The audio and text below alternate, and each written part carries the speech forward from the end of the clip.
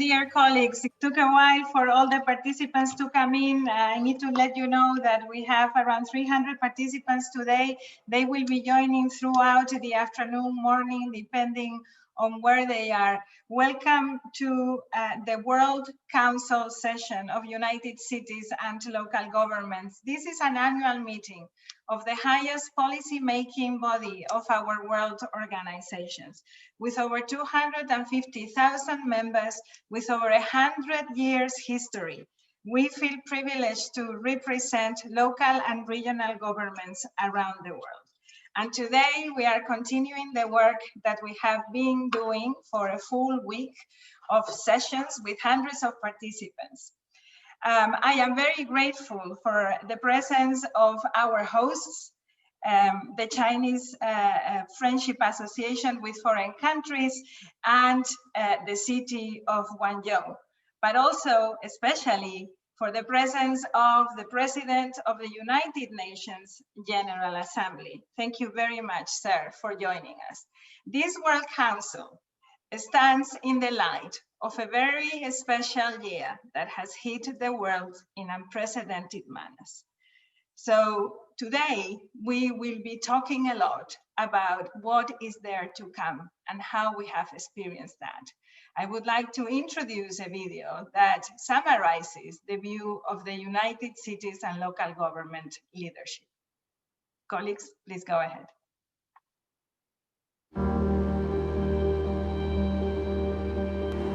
In the largest gathering of the municipal world in Durban, Ethekwini in 2019, mayors and governors from United Cities and local governments understood that they had a historical opportunity to deliver a new model anchored in the territories. The municipal movement presented itself to the next decade stronger than ever, embracing its origins, safeguarding local democracy and loyal to the values and principles of decentralization, gender equality, self-government, and accountability.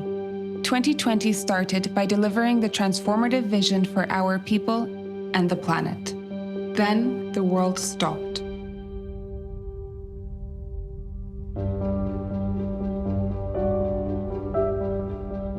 The way we all relate to each other radically changed.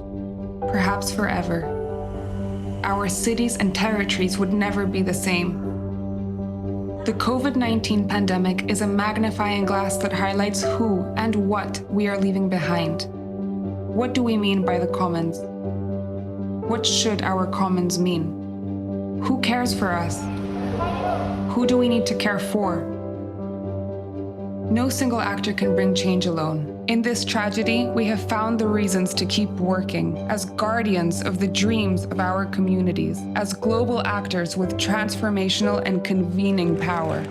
We might not know what is coming, but we know what we need to do. Municipalism is the proof that there is another way of going about politics. This challenge can become a foundational moment for our world that bridges local actions and global trends.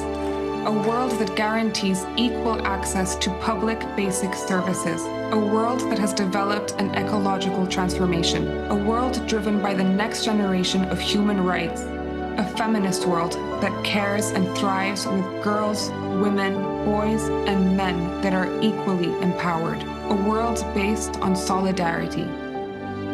United Cities and local governments, an equality-driven movement, is committed to facilitating the space for local and regional leaders to make this world a reality. We need to do it for the future, with the governments, with the people, with the planet.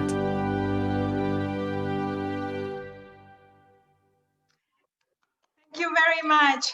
Thank you. This video will be available, of course, in the other official languages, working languages of United Cities and local governments in Spanish and in French. And we do hope to be able to produce it also in other languages so that people around the world, partners, understand what we stand for. So without further ado, I would like to introduce my president, Dr. Mohamed Boudra, the mayor of Al Hoceima, the president of the Association of Mayors of Morocco, and United Cities and Local Governments' very own president. President, you have the floor.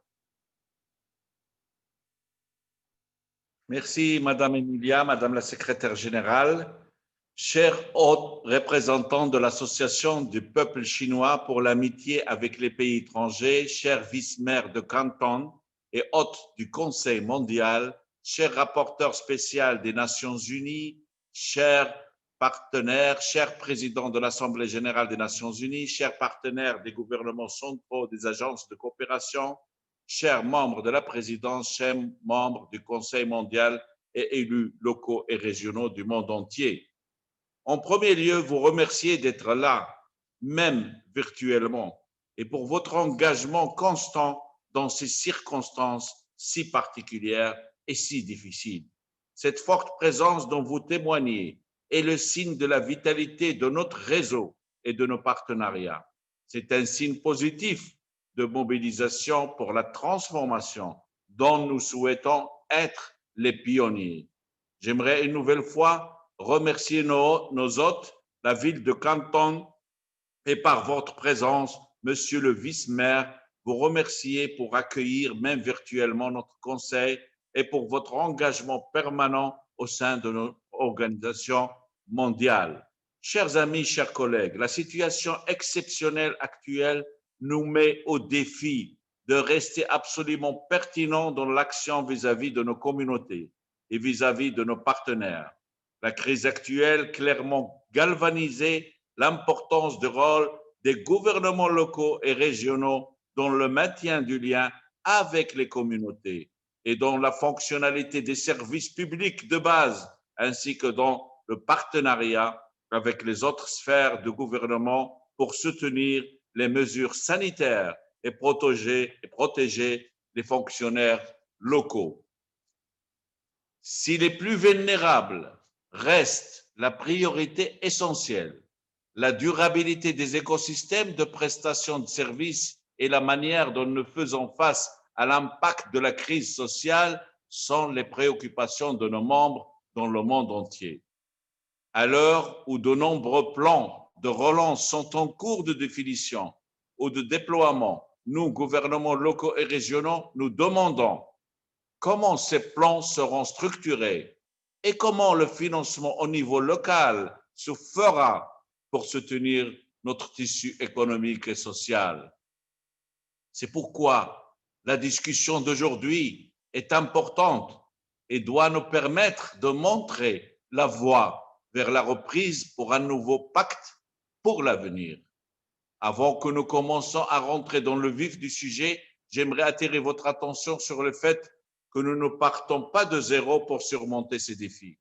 Le travail de notre organisation, ses élus, ces derniers mois, s'est considérablement développé pour assurer non seulement une réponse pertinente, mais aussi et surtout préparer un avenir durable. À ce titre, notre décalogue incluant les 10 recommandations consensuelles pour l'avenir doivent être le point de départ de notre première discussion cet après-midi. Il se base sur nos expériences d'apprentissage en direct. Ensuite, la charte de Rome, approuvée le mois dernier, vise à promouvoir le droit à participer à la vie culturelle comme condition d'une société meilleure. Avec cette charte de Rome, nous plaidons pour bâtir sur capacités culturelles humaines grâce à des politiques efficaces et ressources. Avec cette charte, culture et créativité ne font qu'un, alors que la vie sociale et démocratique s'enrichit des échanges. Enfin, gardons en tête le briefing du secrétaire général des Nations Unies sur le Covid-19 et les villes. Il contient de nombreuses pistes pour l'avenir et a été développé en partenariat étroit avec les réseaux. La discussion plus tard cet après-midi doit aussi nous permettre de renforcer l'action de notre organisation mondiale sur 3 pactes. Pacte pour les personnes, pacte pour la planète, pacte pour le gouvernement. Ces 3 pactes constitueront nos grands axes pour la transformation. Excellence, chers collègues, les inégalités sur la planète et à l'intérieur de nos nations et de nos villes vont s'accroître avec la crise actuelle de la pandémie. Les discussions d'hier lors de notre bureau exécutif font clairement remarquer ces trois pactes devront être les pierres angulaires pour y remédier. Nous devrons également, plus que jamais, veiller à ce que nous préservons les services publics de base. La crise actuelle que nous traversons démontre que le bon fonctionnement des services publics locaux est essentiel et requiert des investissements et des financements durables. Cela doit nous engager à poursuivre la réflexion que nous avons enclenchée sur le besoin de repenser les finances locales.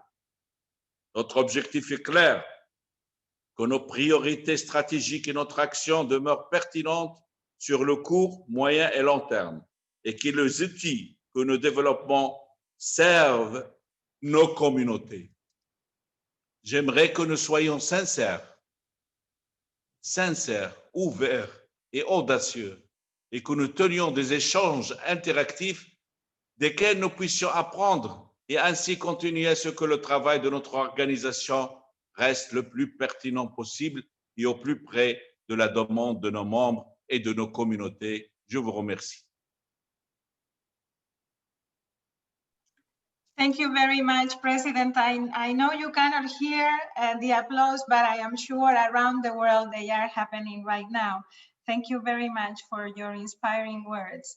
Allow me now to introduce His Excellency, Mr. Volkan Bozkır, President of the United Nations General Assembly. It is an honor to have you with us, sir. Mr. President, distinguished delegates, I want to thank Dr. Mohamed Boudra, the President of the United Cities and Local Governments, for his introduction, and also Mr. Uğur İbrahim Altay, Mayor of Konya, and the co-president of the UCLG for inviting me to this event. Excellencies, the General Assembly is the chief deliberative, policy-making, and representative organ of the United Nations. It provides a unique forum for multilateral cooperation on the full spectrum of international issues covered by the United Nations Charter. The implementation of actions initiated by the General Assembly have benefited the lives of millions of people throughout the world. But it is through local governments and cities that we can translate our global vision into reality. And for that, I thank you. It is through your efforts that we have begun to implement such General Assembly frameworks as the 2030 Agenda, the Sendai Framework for Disaster Risk Reduction, and the new Urban Agenda. The COVID-19 pandemic is a reminder of close ties that bind our urban and natural worlds. At the first UN Biodiversity Summit that I convened at head of state level in September, I reiterated a clear message from the world scientific community. The degradation of local and regional ecosystems, unsustainable agricultural practices, and the exploitation of natural resources are putting critical pressure on global ecosystems. COVID-19, much like Zika, Ebola, or HIV/AIDS, is amongst the 60% of infectious diseases considered zoonotic, originating from animal populations under severe environmental pressure. Despite the virus arising in the natural world, urban areas have borne much of the consequences of the pandemic spread, with 90% of reported COVID-19 cases. Local institutions are our society's first-line defense. They provide the most direct forms of governance. We must remember to keep essential and frontline workers who have kept all of our local systems running, foremost in our thoughts, gratitude, and support. While tackling the immediate consequences of the pandemic, local institutions must also address the environmental root causes and create the foundations to build back better.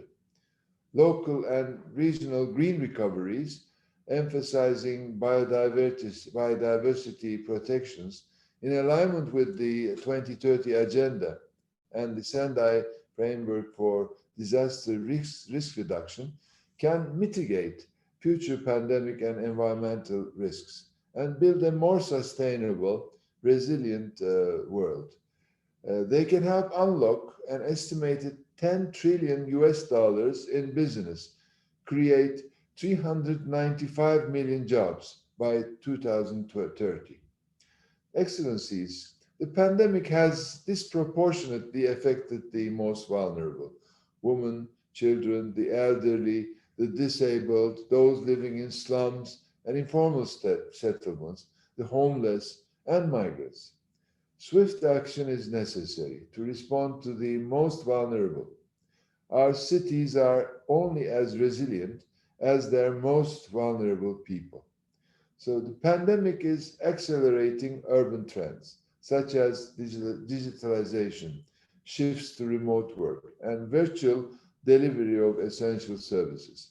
In this context, the digital divide between developing and developed countries, as well as between urban and rural settings, exacerbates exclusion and inequality. For the social value of sustainable cities to be fully realized, identifying and addressing the root causes of exclusion and inequity is critical for cities and local governments. Distinguished delegates, the special session of the General Assembly in response to the COVID-19 pandemic will be held on the 3rd and 4th of December. This is an historic opportunity for member states, the United Nations, and many others to engage in dialogue on the unprecedented effects of COVID-19, including its multifaceted consequences for our cities and economies. I'm confident that we will all benefit from a diverse exchange of information and views, which will enable us to take stock of efforts to date, identify policy and operational gaps, and forge a path forward with bold multilateral initiatives. We must seize this opportunity to devise united, coordinated, and people-centered solutions that leave no city behind. I encourage you to get involved through your UN representatives and follow the discussions through digital fora, including the UN TV, where the event will be live streamed. Excellencies, the current COVID-19 pandemic has brought problems and inequalities in city planning and management to the forefront. We must seize this opportunity to improve the conditions of millions through innovation and transformation. I believe cities and local governments can turn the COVID-19 crisis into an opportunity to build back better. I thank you all for the opportunity to give me the pleasure to address the opening session of the United Cities and Local Governments World Council, and I wish you all the best in your efforts to tackle the COVID-19 pandemic. Thank you very much. Thank you very much, His Excellency. A very important job ahead, that extraordinary General Assembly. We look forward as municipal movement to ensure that the visions of the local leaders are also included in that assembly, as you suggested. Allow me now to introduce to you the words of our co-president, Mayor Igor Ibrahim Altai, Mayor of Konya. The floor is yours, sir.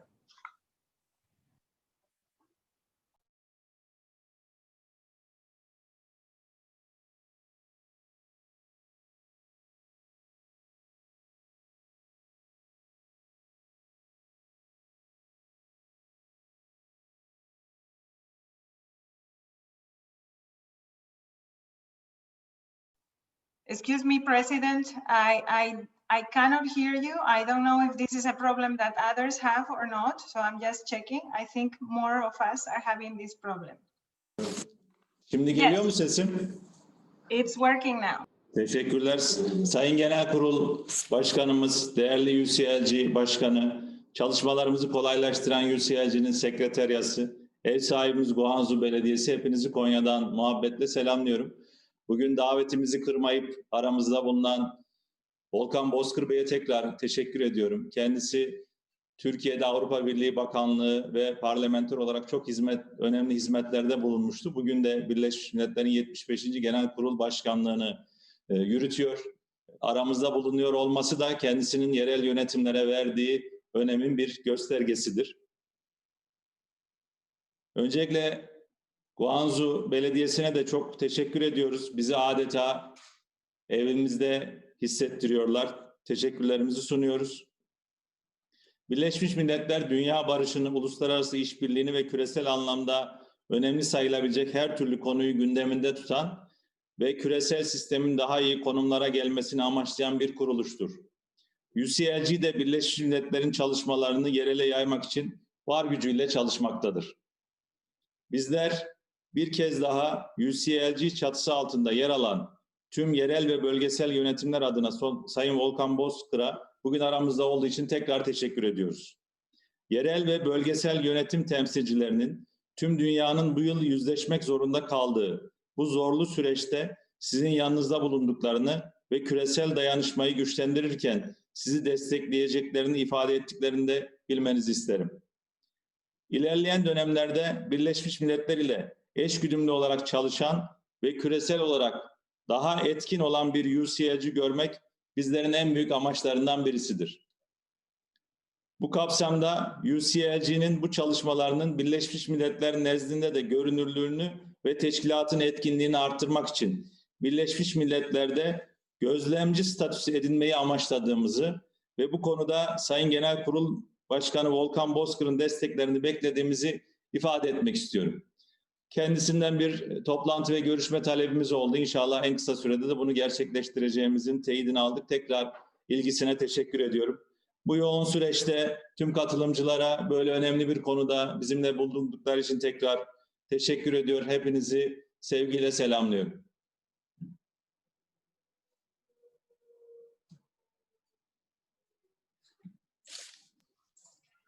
Thank you very much, Co-President, for those kind words, for your commitment to United Cities and local governments, for your continuous efforts to make our world movement stronger. Allow me now to introduce a very old friend of United Cities and local governments. He has accompanied us during many important steps and events. Mr. Song Ji-woo, former Vice President of the Chinese Friendship Association for Foreign Countries and Co-President of United Cities and Local Government Asia Pacific. The floor is yours.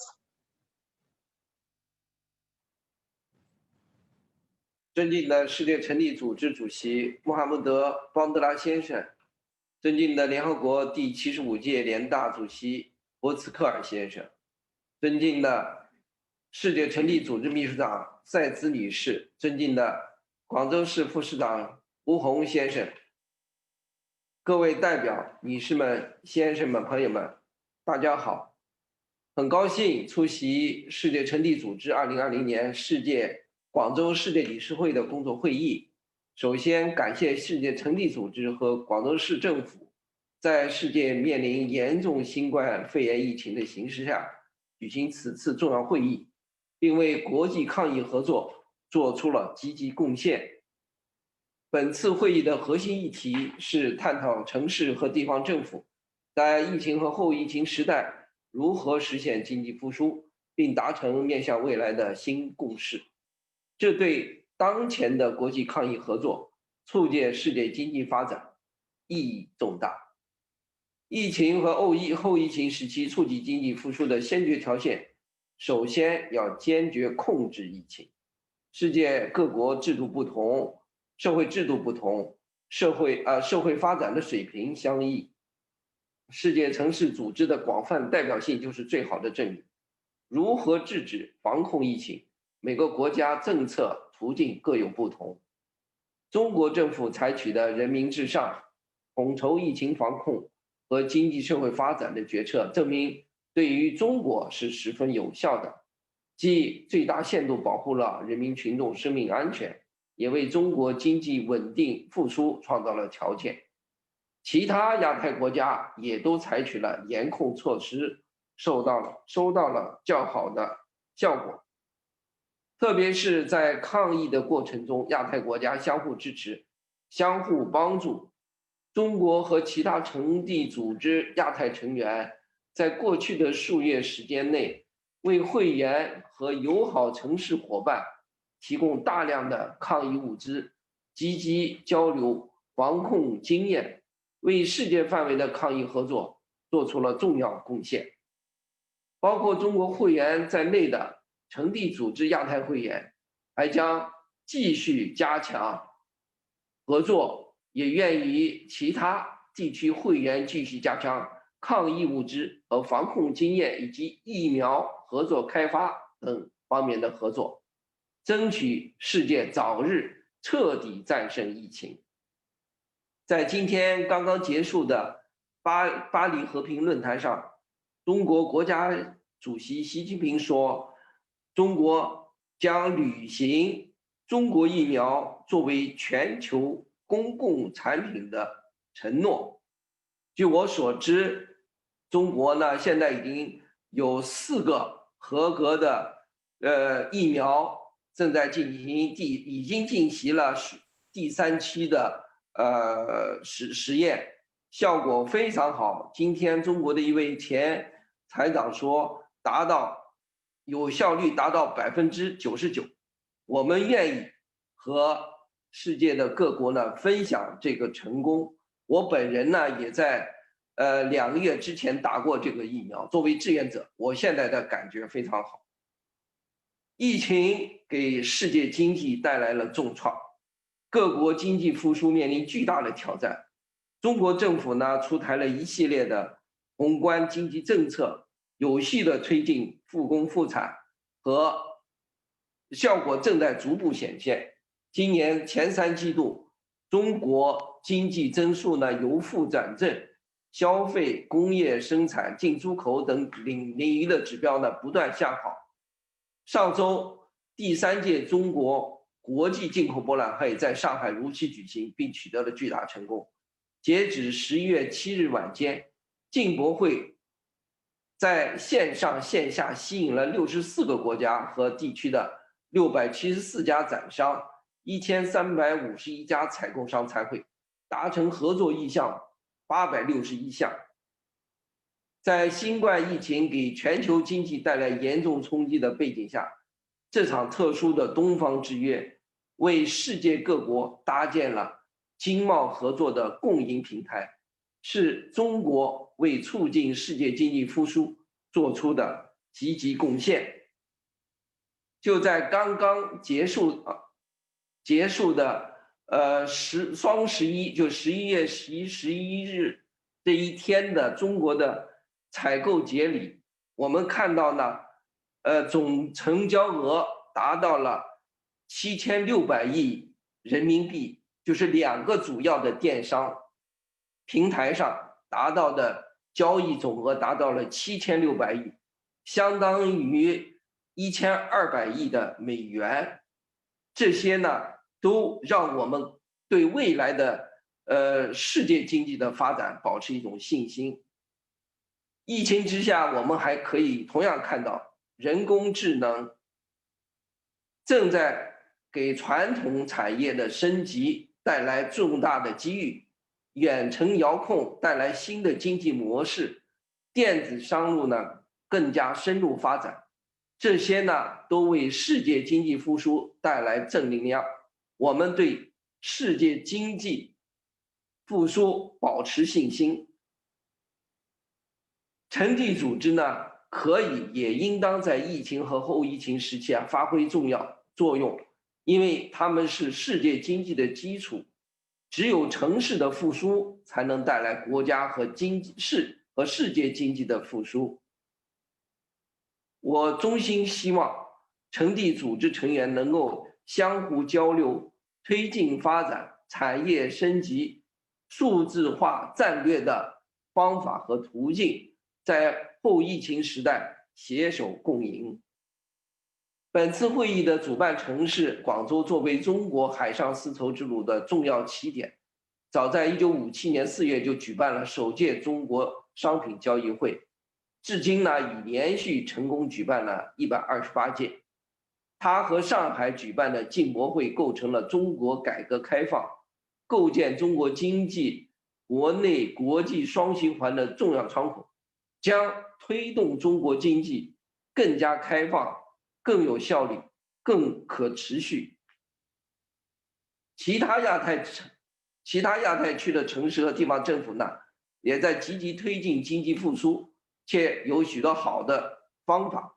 我们希望呢，亚太区成员与其他地区成员能够互学互鉴，共同分享发展机遇，对接发展战略，特别是数字化的战略，发挥互补优势，实现互利共赢，共同为实现联合国可持续发展目标和人类命运共同体做出新的更大贡献。最后，祝会议取得圆满成功，谢谢。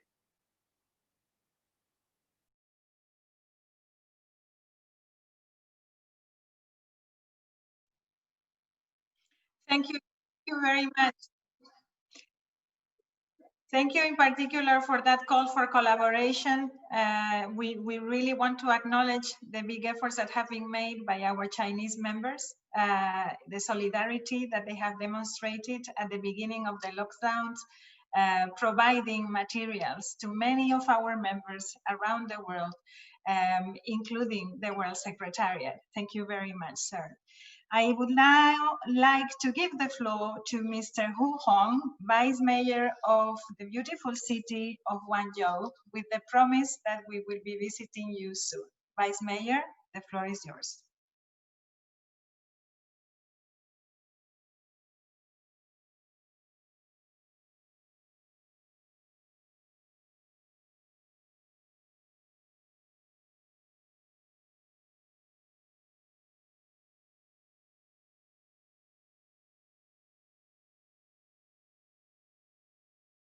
代表嘉宾出席今天的会议。本次会议在疫情背景下召开，由广州市与中国全国对外友协、世界城地组织共同筹备，体现了大家对广州的充分信任。在此，我们表示衷心的感谢。会议形式虽然与过去不同，但我相信大家共商大事、务实合作的初心不变。世界城地组织是全球城市合作交流的重要的国际舞台。广州一贯大力支持、深度参与城地组织的工作。2004年，广州作为创始会员加入城地组织。2007至2009年，2019年，广州曾连续担任4届联合主席城市，积极配合引领开展城地组织的各项工作。近年来，广州更加注重城市间具体领域的务实合作，目前担任世界城地组织世界理事会和执行局的城市，同时也是亚太区联合主席兼妇女委员会主席的城市。广州还积极牵头发起成立城市创新专业委员会，并加入城市卫生、信息化和知识型城市、城市战略规划等专业委员会，深耕城市发展的各个具体领域的合作。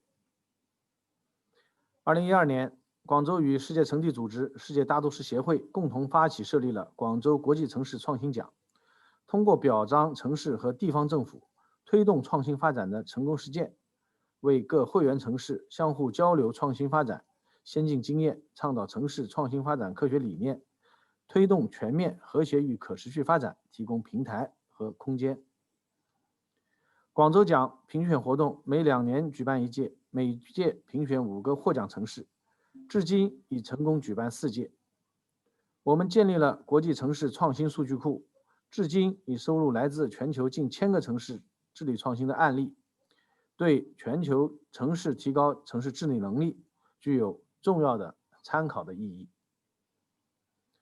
第5届广州奖评选活动正在有序推进中，至今我们共收到60个国家、175个城市和地方政府的273个项目申请。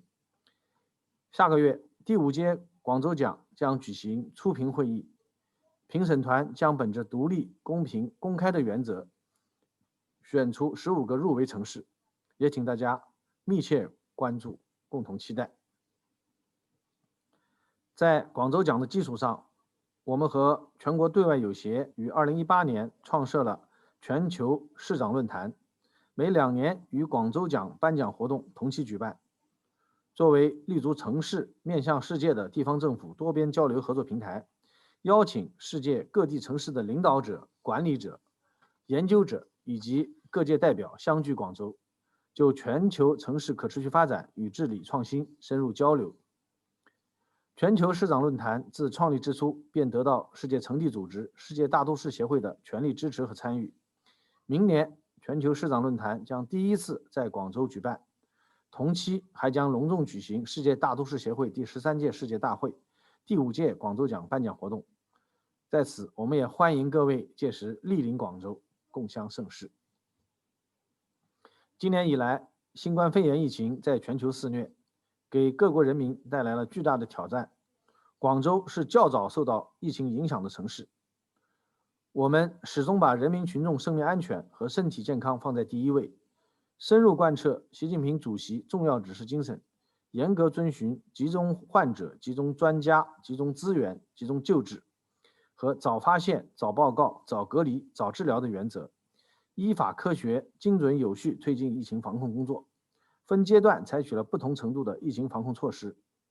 我们坚持一视同仁、无差别对待的原则，以同等的力度对中外人员进行全力救治，并做好贴心服务，主动为受疫情影响的在穗外籍人士提供帮助和支持，努力为在穗跨国公司、机构、学校等开展活动提供便利。我们积极投身抗疫国际合作，深化与联合国、城地组织、世界大都市协会等国际组织和国际有成的抗疫合作，参加了36场国际抗疫在线研讨会，主动分享抗疫经验。接下来，我们还将跟进全球疫情的形势，继续为全球抗疫贡献广州方案和广州智慧。在此，我衷心祝愿各个城市的疫情防控工作早日取得胜利，各地市民尽早回归平静的生活。广州愿与全球各大城市一起，以疫情为镜鉴，继续坚定不移地推动联合可持续发展目标，落实新城市议程，在后疫情时代持续实现城市开拓创新、改善治理、合作共赢，为人类命运共同体做出应有的努力和贡献。谢谢大家。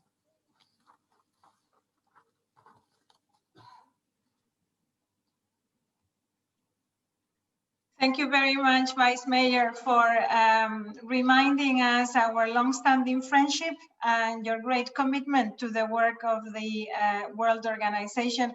We are certainly following very closely the developments with the Wanzhou Award, and we thank you for providing that important platform to cities from around the world.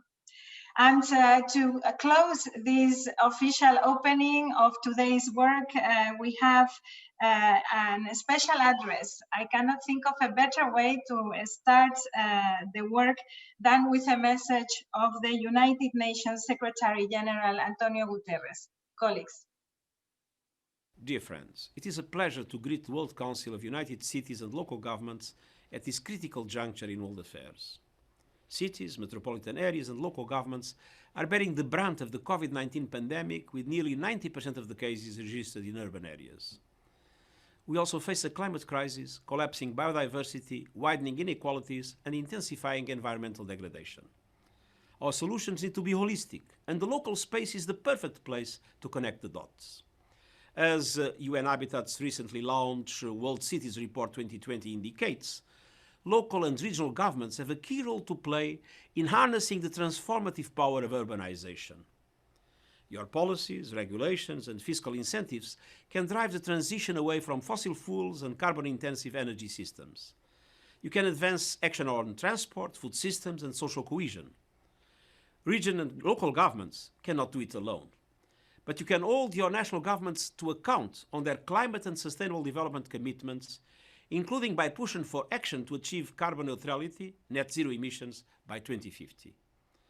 I reiterate my call to member states and all development partners to put local and regional governments at the center of green and resilient recovery efforts.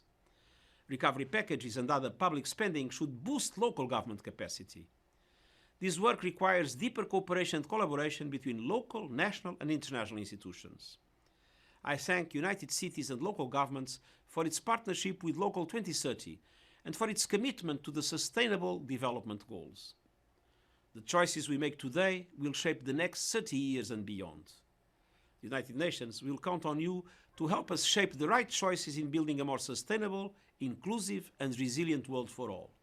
Thank you again for your support. Thank you very much, UN Secretary General, for those words. The choices that we make today are going to determine and shape the world of tomorrow. And this is very much kind of an introduction to the next segment of our work this day, this morning, evening, and afternoon. Our policy debate leading the way to recovery and towards a new pact for the future. We have been hearing many commitments and also many questions. Part of the commitments are we need to make sure that we protect the most vulnerable, that we tackle inequalities. We have also many questions. How are we going to finance this? How are we going to protect the public service ecosystem? How will that look like? What is the role of the commons, of the public sector? What kind of multilateral system do we need? Some of these questions are going to be addressed in this session and also in the segments that will follow. Allow me to start this debate with a very special guest. We are really delighted to have him with us, the UN Special Rapporteur on Extreme Poverty and Human Rights, Oliver de Schutter. We are very committed as World Organization to ensure that we guarantee inclusion, that we find pathways towards equality. But there is a very big job to do still, and we look forward to your guidance. How do you think that we can play a stronger role, and what is there in front of us? The floor is yours, sir. Thank you very much, and I'm absolutely delighted, Excellencies, to address you through this World Council of United Cities and Local Governments.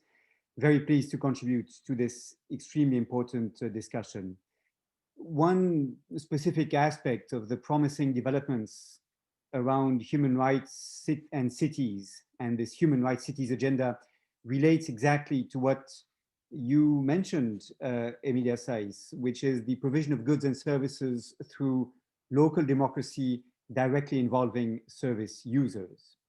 Indeed, if the COVID-19 has taught us anything, it is the fundamental role of public services for a resilient society, as noted by our President, Dr. Mohamed Boudra. Not only did the sanitary crisis redefine what is considered an essential service, it also demonstrated that how we access those services matters. With climate change, other sanitary and ecological crises await us. The COVID-19 crisis itself shall plunge probably 150 to 176 million people into poverty in the next few months. And future crises could increase inequalities even further, leading to human rights violations at a very large scale. So how can cities and local governments prepare for this? I would like to argue that building strong and democratically managed public services is essential to build the resilience of societies against future shocks. However, let us face the reality. Over the past 40 years, public services have been subject to steady cuts and to increased privatization. A market-driven logic has prevailed in many cases, leading to the exclusion of poor people from access to basic goods and services.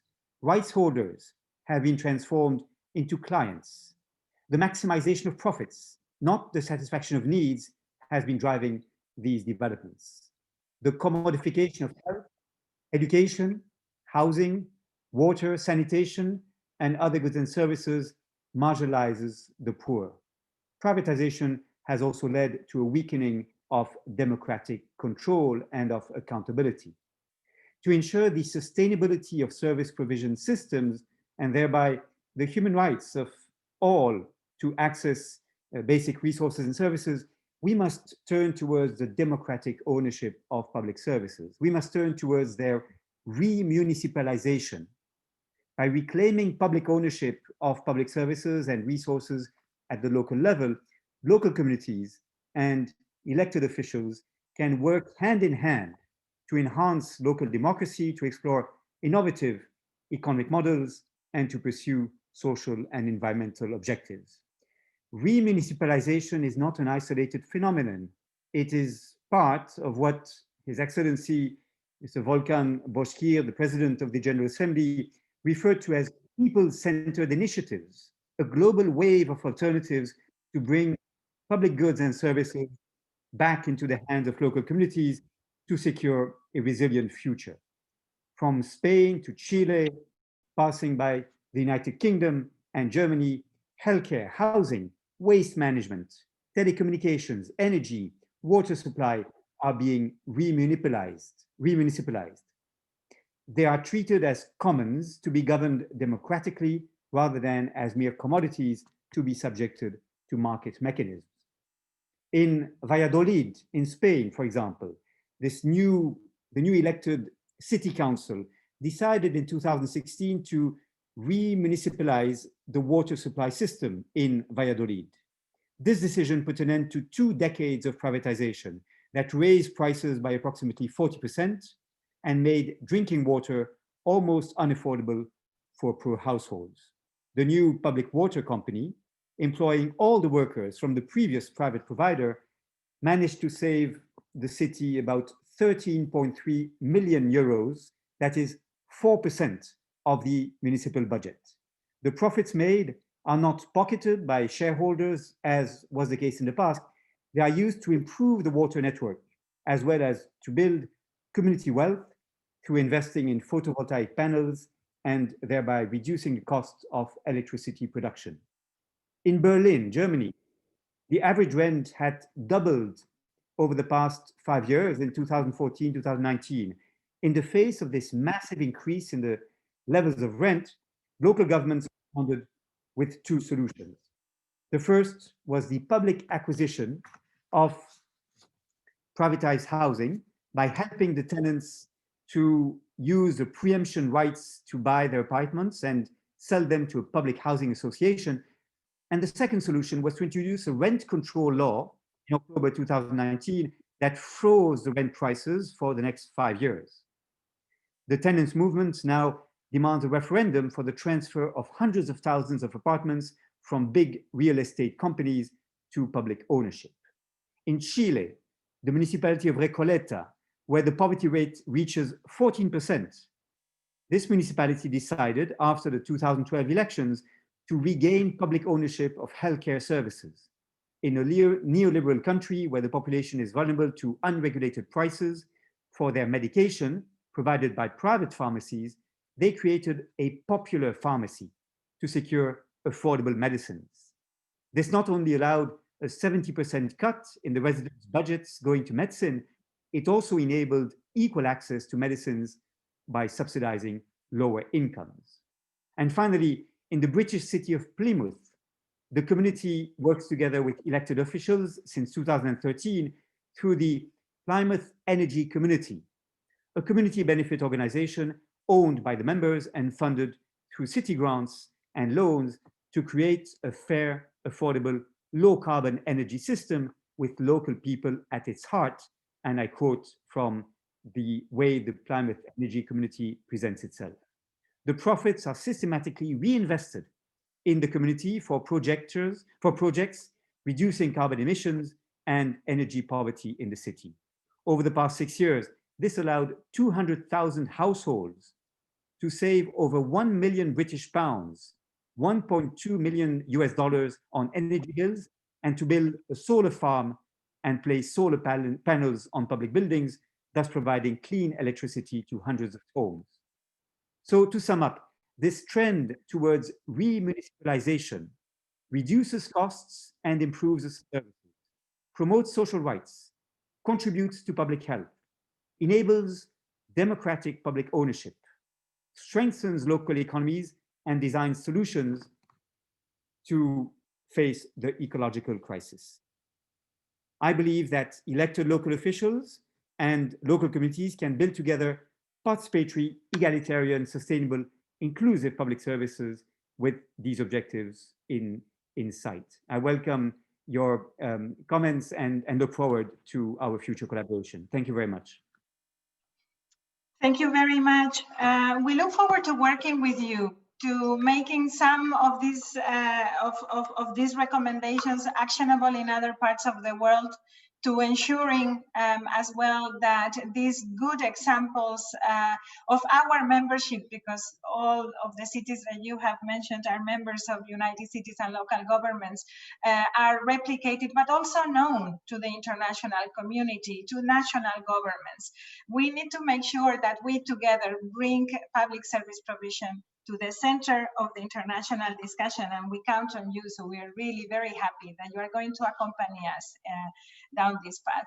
Count on us to support you in your report, Special Rapporteur.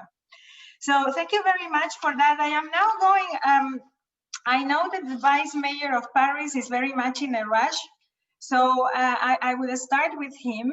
Then I am going to go to the mayor of Johannesburg and then to the mayor of Obsterland. So just that you are warned. And we're going to be brief. I am afraid we need to stick to something like 3 minutes, and otherwise I'm going to start giving you signs. Vice Mayor Arnaud, à vous la parole. Bienvenue. Merci. Monsieur le Président, Mesdames, Messieurs les coprésidents, Madame la Secrétaire Générale, chère Emilia Staes, Mesdames, Messieurs mes collègues, c'est un honneur pour moi, en représentation de la ville de Paris, de participer aujourd'hui au Conseil mondial de l'Organisation de gouvernements locaux et régionaux la plus importante au monde. Face aux défis communs et systémiques du Covid-19, la gouvernance locale et régionale doit apporter des réponses adaptées à la hauteur des enjeux. Cette pandémie et les crises sanitaires qui en découlent mettent à jour les défis de gouvernance auxquels nous nous voyons confrontés en ce début de siècle. Les villes sont à l'épicentre de la crise, mais aussi les principaux moteurs de la reprise via une relance verte, intelligente et inclusive. Dans cette perspective, le décalogue pour l'ère post-Covid-19 proposé par le CGLU met en lumière la nécessité d'apporter une réponse conjointe aux défis qui sont ceux de notre époque. En effet, la France et la ville de Paris faisons face à présent à une deuxième vague de l'épidémie du Covid-19. Dans ce contexte, la ville de Paris a engagé simultanément plusieurs actions de réponse immédiate à la crise, ainsi que des programmes de reprise axés sur le renforcement des initiatives qui relèvent notamment des engagements de la ville dans la lutte contre le réchauffement climatique. Premièrement, une relance économique et services publics. La ville de Paris a approuvé le 18 mai 2020 un plan de soutien de 200 millions d'euros pour les secteurs économiques, culturels et associatifs, étant l'un des acteurs clés de notre gouvernance. Le secteur associatif s'est révélé fondamental pour constituer particulièrement durant la période du confinement des réseaux d'entraide et de proximité. Des cartographies et des sites Internet ont été mis à disposition pour organiser ces réseaux d'entraide citoyenne.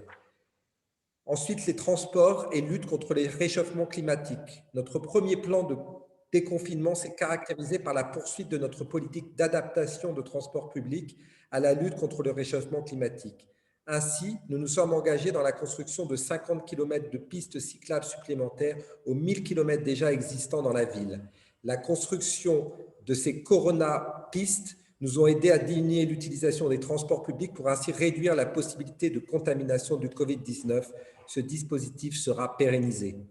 La ville s'est fixé également comme objectif la création de 100 hectares de nouveaux espaces verts sur des toits terrasses ou même des façades dont un tiers de ces surfaces sera consacré à la production agricole. Notre priorité est de mettre en œuvre une relance verte et inclusive que le monde attend. Cette relance doit se concentrer sur des investissements au profit des transports publics, des hôpitaux publics, de l'éducation, des infrastructures pour la mobilité douce, ainsi que les énergies propres ou encore l'économie circulaire et locale. Je voudrais également vous parler de la ville du quart d'heure. Dans un souci d'équilibre et du volet écologique, économique et social, nous avons également pris la décision de faire de Paris la ville du quart d'heure. En pariant sur la construction de la ville de demain, nous visons à modifier les usages du public en adoptant une logique de multiservice et de proximité interurbaine. Cette initiative permettra aux habitants de trouver dans un rang de 15 minutes à pied ou à vélo tous les services essentiels. Les retombées économiques, sociales et écologiques issues de cet aménagement sont un enjeu majeur pour l'avenir de nos municipalités. Ainsi, les fonds de relance post-Covid doivent être affectés à une relance verte. J'aborderai aussi le volet des violences conjugales. Un autre volet prioritaire de la ville de Paris durant cette crise est celui de la lutte contre les violences conjugales. Le confinement lié à la pandémie de Covid-19 peut exacerber les tensions et les violences au sein du foyer, exposer les femmes mais aussi les dangers les femmes et les hommes, les femmes et les enfants à un danger accru. Pour cela, nous avons renforcé nos services d'attention en mettant à disposition des numéros téléphoniques dédiés à l'attention des plaintes de violences conjugales. Enfin, la solidarité coopération décentralisée Covid-19 a également participé au plan d'appui de plus de 2 millions d'euros porté par l'AIMF visant à soutenir les villes en difficulté dans la gestion de la pandémie Covid-19. Ce volet de solidarité est fondamental pour les gouvernements locaux dans un contexte où l'interconnexion et l'interdépendance nous mènent à affronter des défis communs. Il est fondamental de souligner également l'importance des réseaux de villes dans ce contexte sanitaire. Ces réseaux se sont révélés non seulement des espaces d'échange d'expertise dans la gestion de la pandémie, mais également un levier de solidarité entre gouvernements locaux qu'il faut continuer à renforcer. En clôture, je dirais qu'en mettant au cœur de la gestion de la crise sanitaire la poursuite de nos politiques contre le changement climatique et en défense des services publics, que la ville de Paris a assuré une gestion adaptée aux défis sanitaires actuels. Ainsi, l'action de notre ville s'encadre dans les priorités et objectifs et s'inscrit dans des textes tels que les objectifs de développement durable de l'accord de Paris sur le climat ou le décalogue pour la post-Covid du CGLU. Je d'ailleurs soulignerai que nous réunirons ici à l'hôtel de ville le 10 et 11 décembre un événement pour les 5 ans des accords de Paris. La maire de Paris organisera ici un événement en présentiel. Évidemment, nous l'adapterons compte tenu des conditions sanitaires, mais également avec un certain nombre d'interlocuteurs à distance. Voilà, je vous remercie beaucoup et à bientôt. Non, mais merci à vous. Je pense que vous avez déjà reçu notre lettre en disant que nous sommes ravis de participer à cet événement. UCLG is ready to support in any way we can that celebration and to continue working with the city of Paris in this green recovery, equality-driven, and of course with climate emergency very much at heart. We are delighted to have you here. Welcome. It's the first big UCLG meeting. Welcome, Arnaud, and our greetings to Mayor Hidalgo. Thank you very much for joining us. So allow me now to go to the mayor of Johannesburg, a very different part of the world with also very important challenges and commitments. Geoff Makubo is an old friend of UCLG that has been guiding and inspiring our work around local finance. He has been following the development of our strategy very closely. Mayor, are you ready? The floor is yours. Yes, good afternoon, South African time. Thank you very much, Emilia, the facilitator. Let me pass my greetings to the president of UCLG, Dr. Mohamed Boudra, and the entire UCLG leadership, our host, the city of Guangzhou, fellow mayors, fellow panelists, and it's a priceless privilege. It's a priceless privilege to be invited to this policy debate. Leading the way to recovery towards a new pact of the future. Now more than ever, facilitator, due to COVID-19, local government financing must receive what we call added attention. The COVID-19 pandemic has created a strain on municipal capacity to deliver services due to reduced revenues and increased demand for municipal services. On the one hand, the finances are going down. On the other hand, municipal services, especially social services, are expected to increase. Just for an example, we lost about 100 billion rands of revenue as a city, $100 million of revenue as a city between April and May that we couldn't collect from our residents. This is exacerbated by the structure of our local economy in many cities because they are made up of large informal sector, meaning that the effects of the pandemic were more adverse in economies with high informal sector contribution. But there's an urgency to realize that the SDGs required implementation to be financed at the local level now more than ever. Municipalities need to demonstrate that their budgets are aligned to their own city strategy and to the SDGs, and many typical municipal balance sheet finance are not thoroughly addressed. We argue that the success of cities is crucial to the national economic development and general social well-being, which is why cities are often described as engines of growth.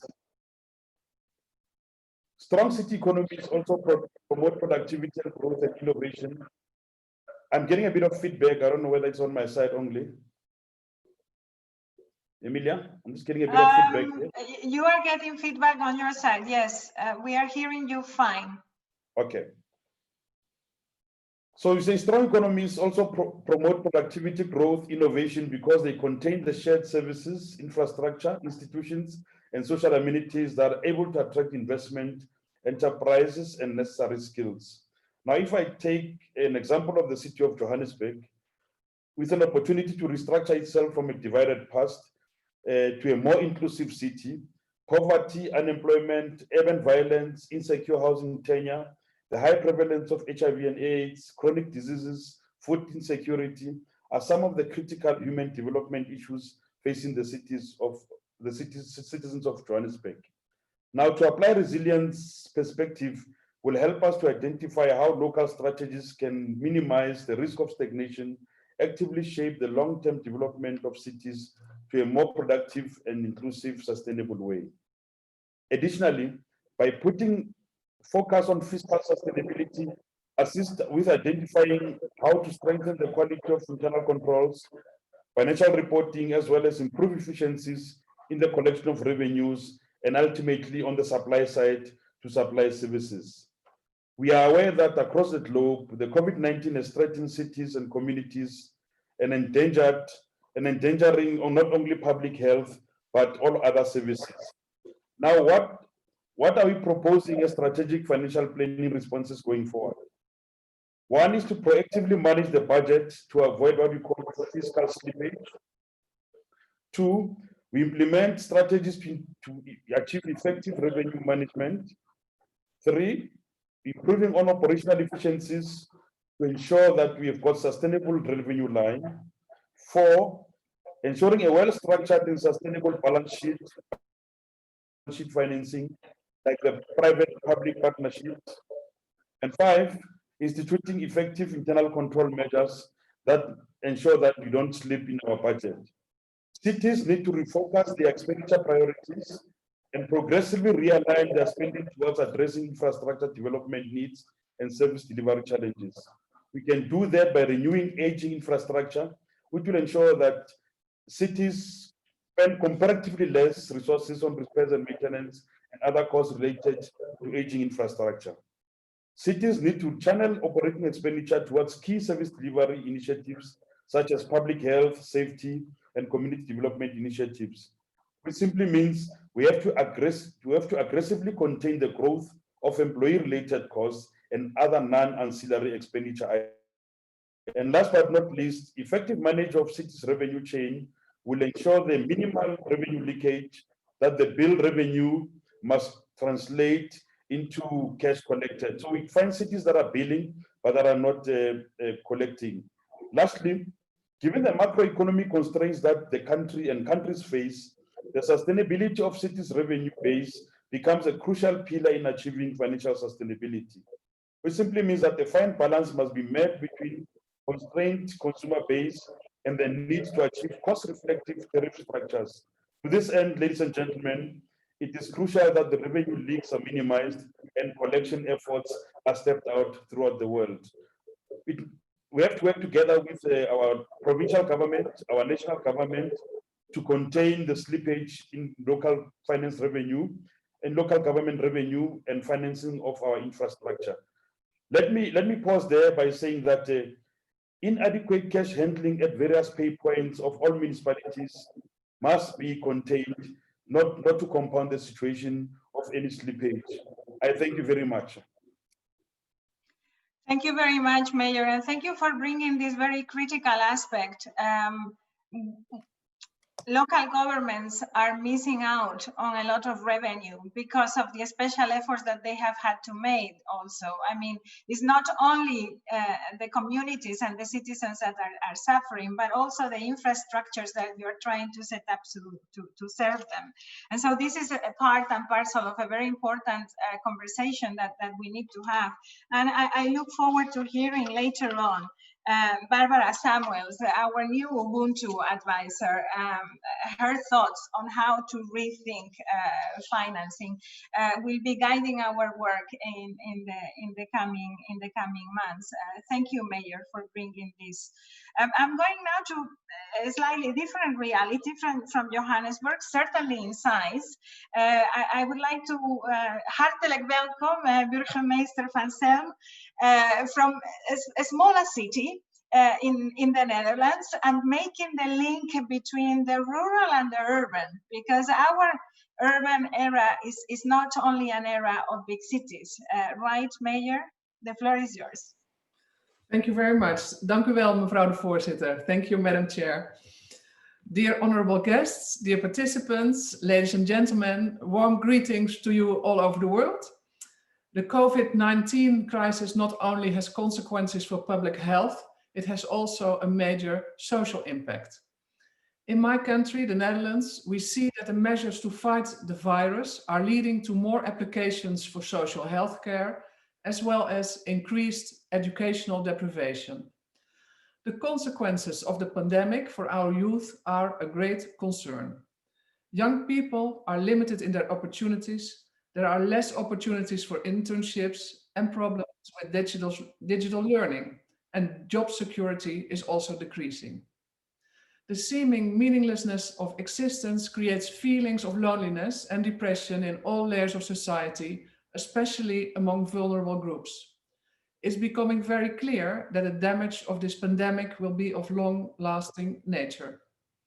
The social impact of this pandemic is high on the agenda of the Association of Netherlands Municipalities, the VNG, and so is the financial situation of municipalities. Dutch local governments were charged with social health care a couple of years ago, but have not received the necessary financial means to do this adequately.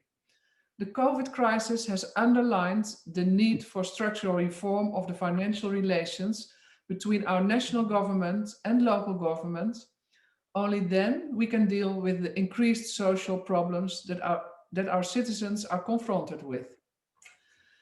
The VNG has initiated a political sounding board on COVID-19, which discusses signals and positions of municipalities with regard to COVID-19 measures taken by the national governments and their impact on municipalities and residents.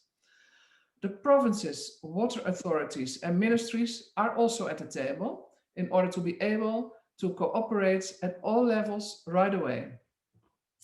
We are now slowly moving towards the recovery phase, which is the topic of this policy debate.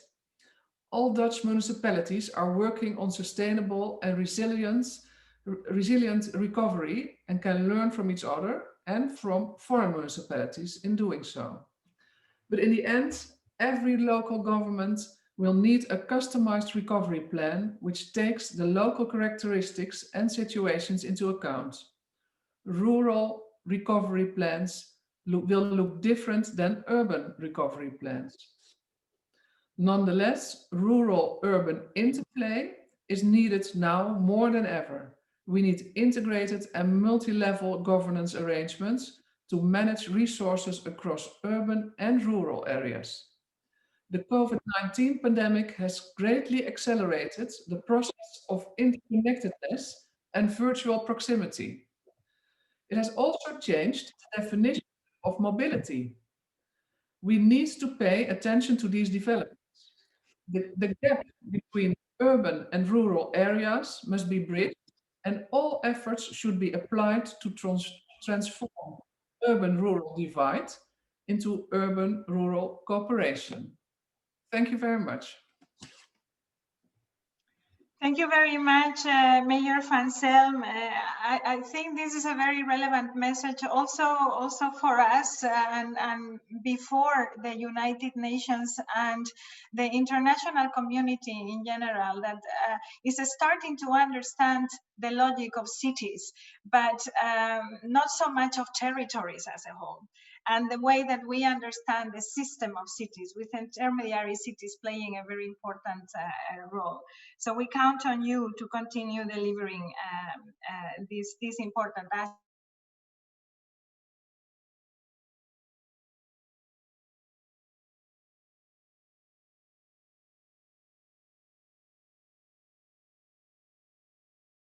Now to go to Canada. The president of the Federation of Canadian Municipalities, Garth Fritzl. We've had already conversations earlier this week, and you have shared some of the tough conversations that you need to have in a country like Canada, with national government, also with the federal government in your case. Welcome again, and please do share your vision on recovery, and also maybe the role that local government associations need to play in that discussion. Thank you for that. Thank you very much, and Your Excellencies, your worships, distinguished guests, distinguished Secretary General and Secretariat. I'm speaking to you today from Prince George, Canada, on the traditional unceded territory of the Tene Indigenous First Nation, Hadi. In Canada, as elsewhere, local leaders are on the front lines of this pandemic.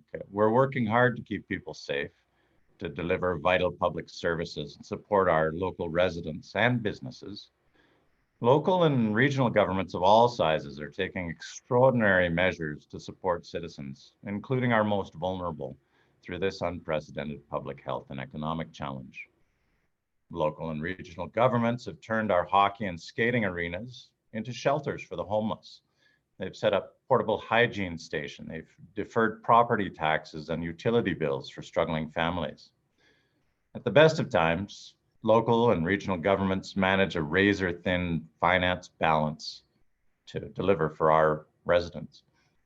On the revenue side, we have few options beyond property taxes and user fees. But on the expense side, operating and capital, local and regional governments, we have to be tremendously cost efficient with every dollar available. Today's crisis exposes cracks in the fundamentally outdated fiscal framework in which local and regional governments around the world are still forced to operate. And as we now approach a tipping point, our next steps will reverberate through the lives of our citizens. Bridge loans cannot address this crisis of permanent losses. Cutting essential services, that's not an acceptable option, not when our citizens need us most. We're the governments closest to daily lives. And we deliver stimulus directly to the places where people live, work, and raise their families. And we do it efficiently. This includes taking action on housing and homelessness and continued operating support that protects frontline services for our citizens. There's an opportunity right now to tackle homelessness in our cities and communities. And we can do that by being innovative in our approaches and ideas that see all of us expanding our respective affordable housing supply. This is about working together to address the inequality that's been laid so bare in this pandemic, with such disproportionate impacts on Indigenous, Black, and racialized Canadians. FCM, we've started engaging our membership on such issues so that there's an opportunity to bring an equity lens into current and ongoing recovery efforts. The recovery is also a real opportunity to lay ground for a cities-rooted, green, and just recovery. And that includes continuing to invest in mobility while scaling up local green innovation. There's huge potential for emissions reduction and job creation in areas like building and home energy retrofits, greener vehicle fleets, and natural infrastructure. COVID-19 pandemic has highlighted how urgently the global digital divide must be closed. Investing in bringing reliable internet to smaller communities also recognizes their importance to our economy and our future. If we're able to put forward an agenda that builds on the commitments by local and regional governments at the global level, we can reduce the rural-urban divide, build equity throughout society, and create more livable and vibrant communities. There's a huge potential to show populations and governments that local and regional governments are the key to building more resilient countries. Because our countries will need financially stable local and regional governments to lead that recovery. That's where we are in Canada. Thank you. Thank you very much, President, for sticking to time and for bringing this message. I think it's one maybe we are not giving enough. If we don't have a stable local governments financially, it will be very difficult to have a stable country as a whole. And maybe that needs to be part of the messages that we develop in the coming weeks. So we're taking very, very good note of that. So now I have in my list the first deputy president of the Norwegian Association of Local and Regional Authorities, our dear friend, Ms. Jon-Marit Helgesen. I also have, as I had warned before, Ms. Barbara Samuels. You will be addressing us after Ms. Jon-Marit. And then I will be opening the floor, so just let me know who else would be interested in taking the floor before I also invite our president to share some thoughts. A lot of our Latin American members will be joining later on, but I already see our vice president for regions, Pablo Jurado, around. So take note if you are interested in participating in the debate. We will be opening the floor very soon. Jon-Marit, are you ready? Yes, I'm ready. Thank you so much. Dear President Budra, dear colleagues, a warm welcome or greetings to all of you. Let me start by excusing Stefano Bonaccini, our president of the CMR, who is unfortunately not able to join us this afternoon. At the beginning of the pandemic, national associations of local and regional governments in Europe were quick to establish methods to help their members deal with the crisis, all at the earliest possible stage. They have set tools to share information. They also provided support, technical, logistical, legal, for the organization of virtual meetings, for municipal councils or other events. In most countries, if not all, crisis management was mainly in the hands of the central states in order to ensure rapid and effective actions. The key question was whether this re-centralization was temporary or whether the central government wanted to maintain this crisis management at a national level. In a number of countries, over the past few weeks, under the pressure of local governments, a relocation of management has been taking place. It is more effective to take targeted measures at the local level to have an immediate effect. And this is the case in a number of countries such as Germany, Austria, the Nordic countries, Spain, Belgium, the United Kingdom and France, although in both UK and France, decisions remain more centralized. Local and regional governments are often not consulted or invited to collaborate on a strategy. Sometimes they even receive the information through the media. And this is clearly not acceptable, as they have to implement the measures and ensure their application on the ground. As for consultation on new laws or regulations, national associations were faced with a large number of draft texts and very short deadlines to react. There are also positive experiences. Colleagues from the Baltic countries and the Spanish Association informed us of their very good cooperation with the national governments. At European level, CMR launched a COVID task force and conducted a small survey in July. 69% of the respondents confirmed that the responsibilities of local and regional governments have increased with the management of the crisis. 46% thought the changes would be temporary. 31% thought they would be permanent. 46% thought that the collaboration between the different public actors was positive. 23% very positive and 15% negative. In general, the pandemic clearly shows again the need for good collaboration between actors at different policy levels. This was confirmed by the OECD in its report on the territorial impact of COVID-19, published in May and updated in June. In the European Union, a recovery plan was agreed that is unprecedented in its form and scope. 750 billion euros will be made available to coordinate a European recovery as effectively as possible. And from this recovery, each state will be able to top up the billions allocated to it in order to nationalize its action and best respond to the needs it faces. Responding to our request, the European Commission insisted that each national plan of recovery should be built in good cooperation between all actors concerned, including cities and regions. And we, of course, demand that the funds will be accessible for local and regional governments to boost their economy and support the transition towards a green and sustainable economy. Again, at the inauguration of this year's European Week of Cities and Regions, Commission President Ursula von der Leyen called on national governments to involve regions and cities. And she said, in these weeks, we have also sent a very clear message to national governments. Regions and cities should be involved in the preparation of national recovery plans from the very outset. Capitals must coordinate with you because you'll be the ones bringing projects to life in your local reality. And this gives you a great responsibility.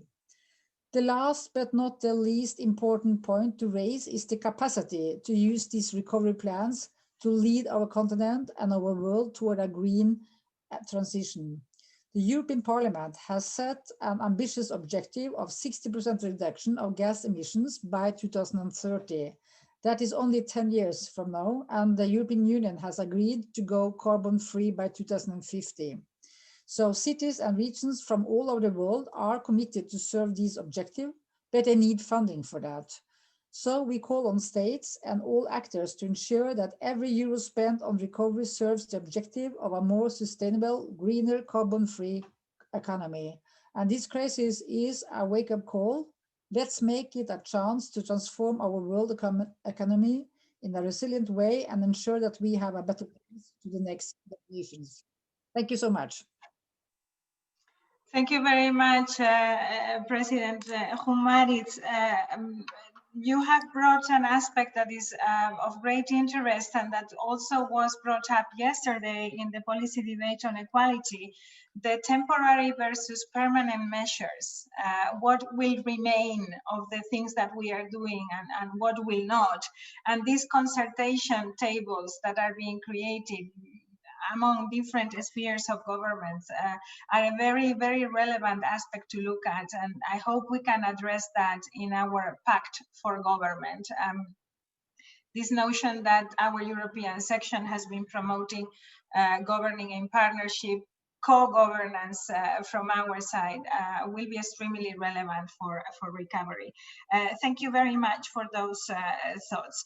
I am going now to Barbara Samuels, and then I have seen that we've got the mayor of Tunis with us. So after Barbara, we will go to our dear friend, the mayor of Tunis.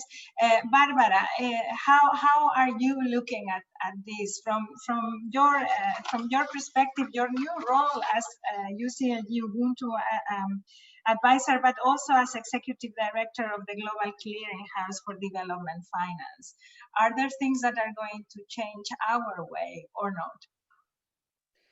Well, it's an honor to be here and to try and contribute to the municipal movement and, of course, face this urgent imperative: social, economic, political, climate change, equity, to be able to mobilize finance that actually meets the needs of citizens worldwide.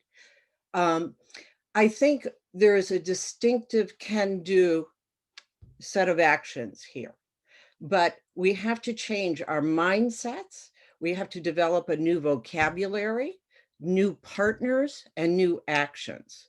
And the leadership has to come from you at the local level, as put forward by so many here.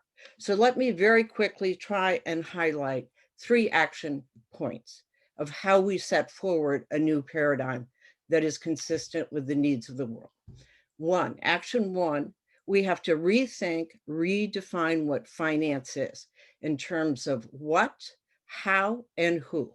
When it comes to what finance, and I think, we heard earlier about the democratization of public services. we have to understand there is a concurrent movement in capital markets that acknowledges and puts an equal footing on social impact along with investability. This is a huge opportunity for local governments, for cities, for all of us to make finance work for your goals. So what evidence do we have of that? Social impact investing. It is estimated to be 715 billion. ESG bonds, 400 billion. SDG bonds, you know, PIMCO leading the fight. Social impact bonds put forward. So there are these new pools of finance that, provided we have structured projects correctly, that can be targeted. The how do we create these investable market instruments? We have the answers. We just have to scale them. The answers are blended finance. And as the mayor of Johannesburg put forward, we have to figure out how to deal with the impact of COVID, how to deal with own source revenues, and blend those with other public sector, private sector.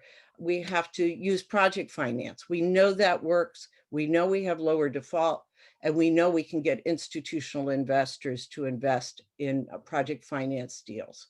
Pooled finance. We have great success stories in pooled finance. So we have to rethink the instruments. The who, this is a huge issue that all of you have contributed to. How do we bring in the teams that are required? And these are very important to be at the local level.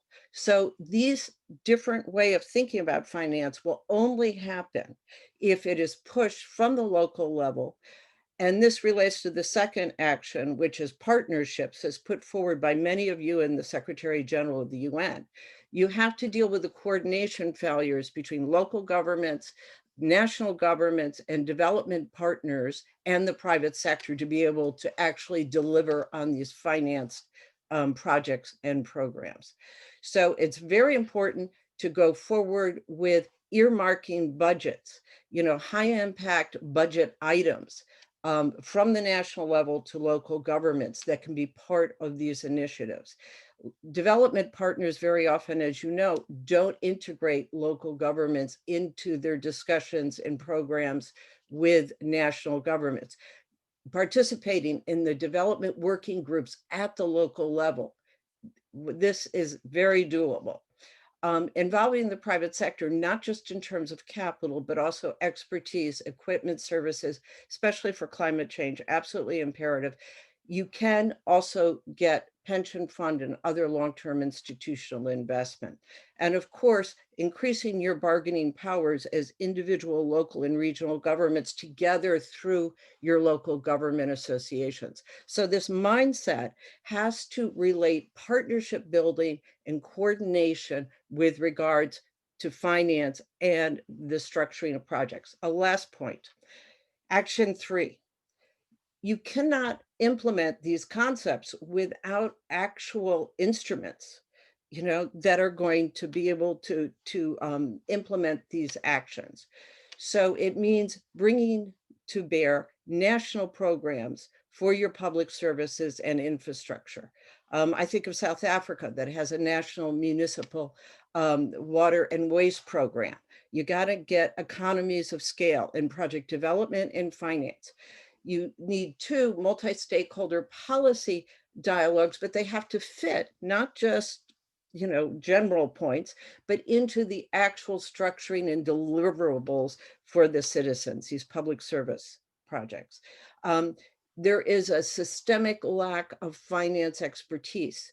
Putting forward national financial expertise hubs within countries is absolutely critical as economies of scale to provide the knowledge about how you structure these vehicles while meeting development objectives, as well as meeting investability and using these blended and aggregated pooled finance mechanisms.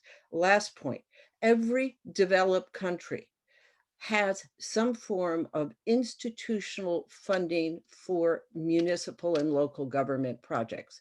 In Europe, you have the local government funding agencies. For example, in the US, you have state banks, you have green banks. you know, either if you don't have an institution like that, you can work with existing development institutions to earmark funding, or you can start to develop or expand it.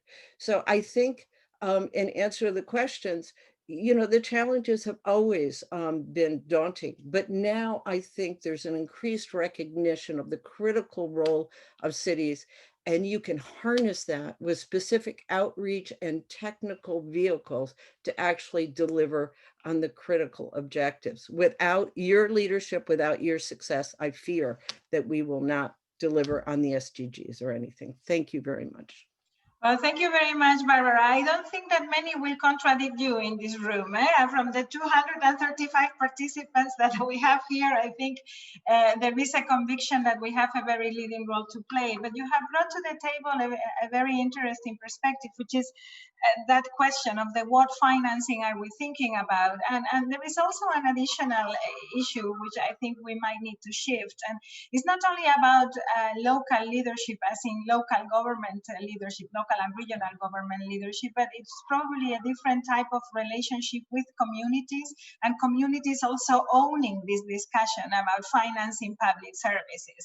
We are not there yet. I found the intervention of the special rapporteur, Mr. De Satter, very, very interesting in remunicipalization, etc. And we have been following some of these discussions among our membership, and those processes have been extremely painful and heavily criticized also by communities, and you know, not everybody's happy all the time.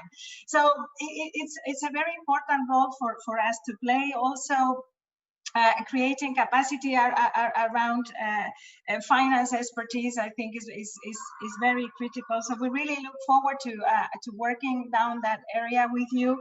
I would like to invite the mayor of Johannesburg, but also the special rapporteur or others that would like to provide feedback to do so. For the time being, I'm going to invite the mayor of Tunis, and then we have a video from the General Director of the World Health Organization, specifically for this meeting. He was in a previous meeting with us in May, and he wants to share with us his thoughts for the recovery and the role that we have to play. And then I will go back to the room to seek further intervention. So colleagues, I would welcome you starting to raise hands, and previous speakers, don't hesitate if you want to intervene again. Happy to do that. Let us try to have an interactive discussion this time.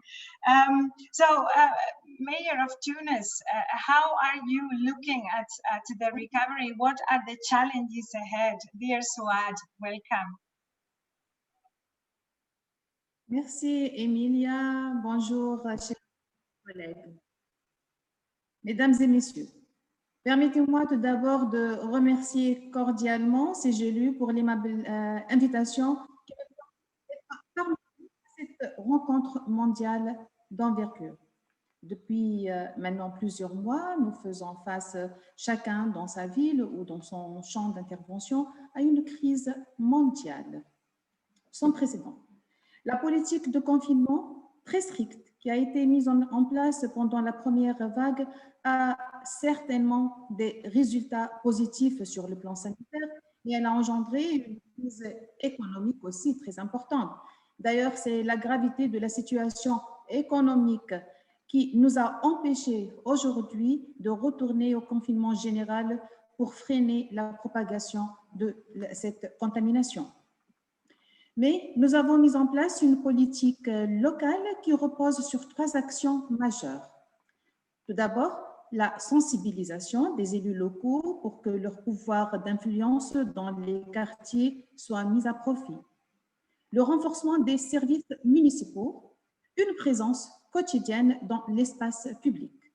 Cette crise a eu des impacts certainement sur la vie de Tunis et nous a mis face à des défis majeurs pour assurer les meilleures conditions de vie pour nos citoyens. Aussi, nous avons veillé à ce que le conseil municipal retienne comme priorité absolue le principe de soutien à la personne à travers l'éducation et la sensibilisation, l'hygiène ainsi que la lutte contre la pauvreté. Nous avons aussi mis en place 2 numéros verts fonctionnels 24/24 pour être à l'écoute des citoyens et pour répondre vite à leurs actions. Cette pandémie nous a amenés à renforcer encore davantage nos relations de partenariat avec la société civile, le secteur privé et les différentes institutions nationales. Elle nous a permis aussi de renforcer notre coopération avec nos partenaires internationaux qui ont répondu présents quand nous avons exprimé nos besoins et nous ont soutenus soit par les dons.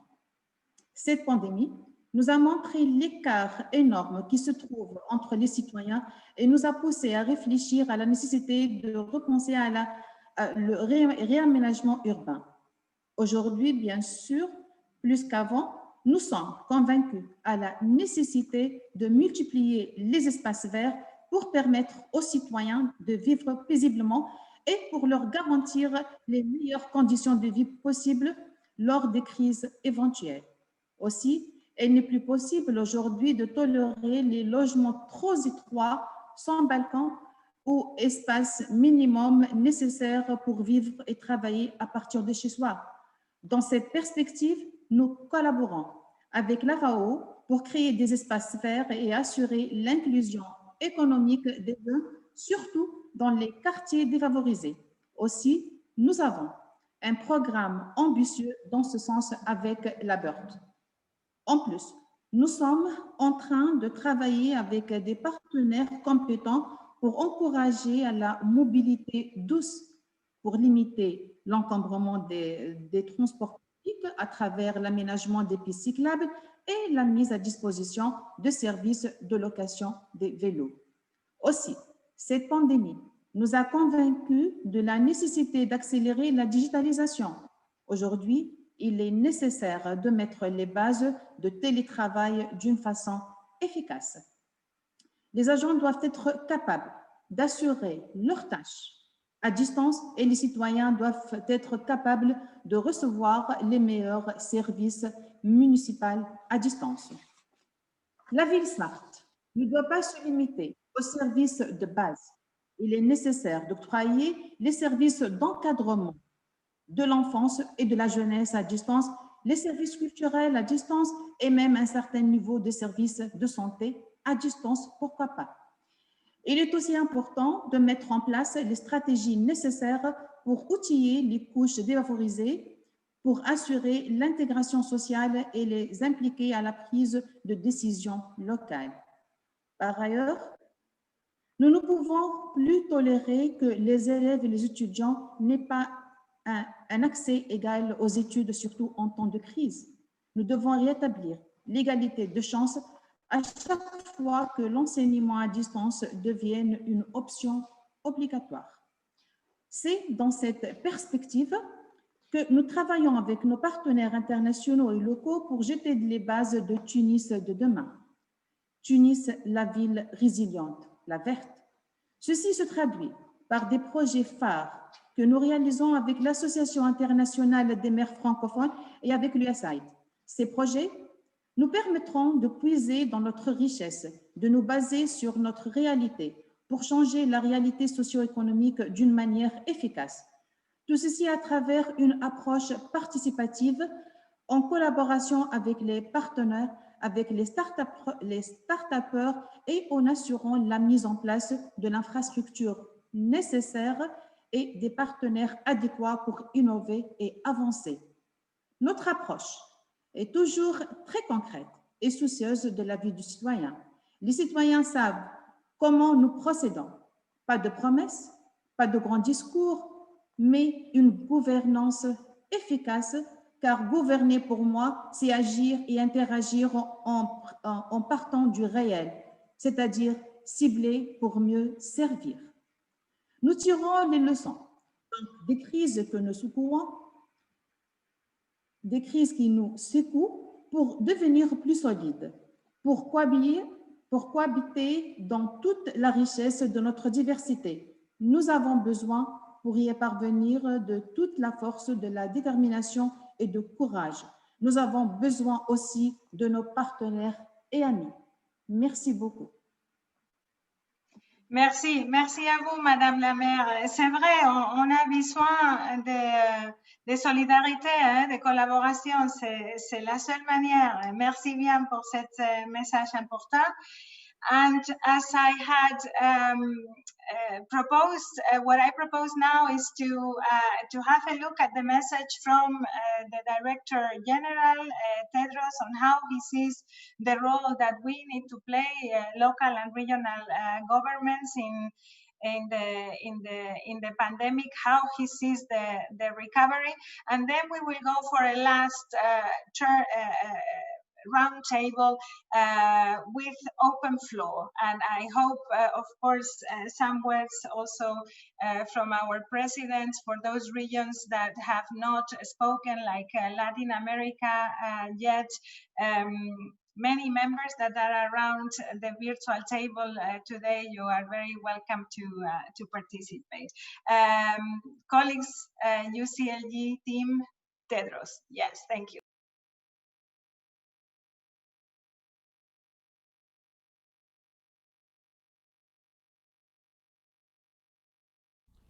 Excellencies, dear colleagues and friends, the COVID-19 pandemic highlights the crucial role of mayors and local authorities as guardians of our health. But even as you engage in the immediate response, many of you are already planning for the recovery. We cannot go back to business as usual, attempting to save money by neglecting environmental protection, emergency preparedness, health systems, and social safety nets has proven to be a false economy. Cities cannot afford repeated disasters on the scale of COVID-19, whether they are triggered by the next pandemic or from mounting environmental damage and climate change. The allocation of investments and the policy decisions that will guide both short and long-term recovery will shape the way we live in cities for years to come. Nowhere is this more important than in the area of environmental degradation and pollution, and particularly on the greenhouse gas emissions that are driving global warming and the climate crisis.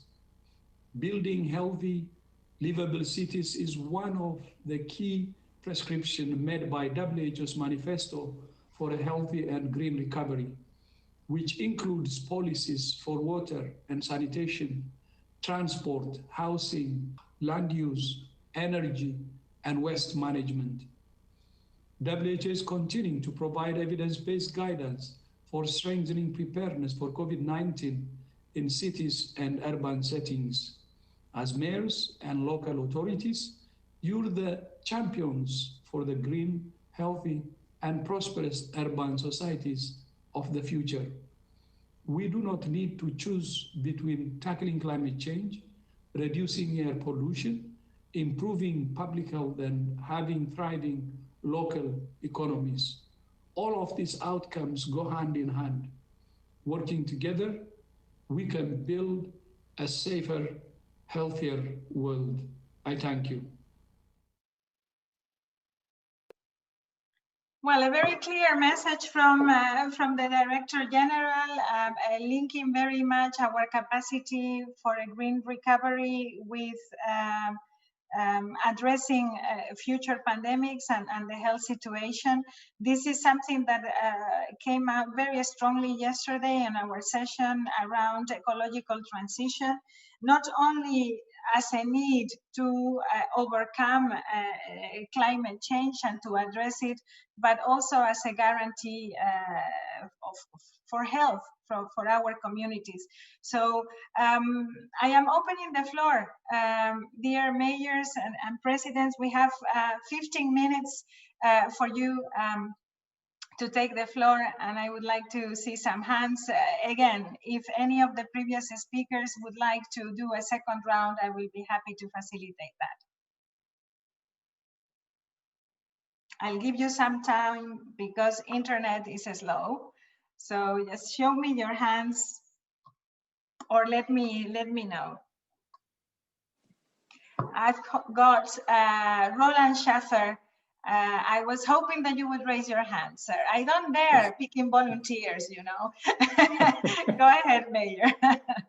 Hello, first greetings from Germany. Thank you for the invitation to this interesting conference.